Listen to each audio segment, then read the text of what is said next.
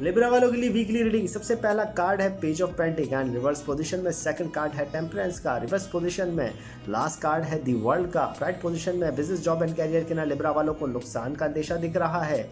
जो भी नुकसान होगा वो खुद के कॉन्फिडेंस लूज होने की बिना पर होगा, या पिछले दिनों जो भी आपने कॉन्ट्रैक्ट या जो भी काम किया था उसमें ख़राबी पैदा हो रही है। इस वीक से मामलात को बारीक बीनी से देख कर चलें।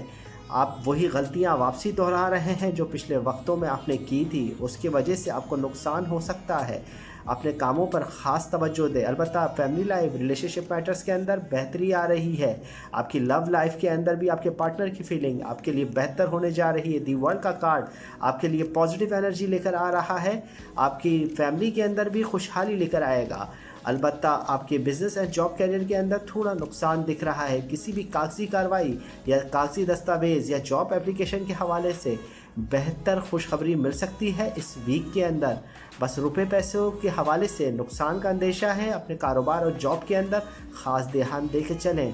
कुछ लोग आपके लिए नुकसान का अंदेशा बना रहे हैं। Libra weekly reading.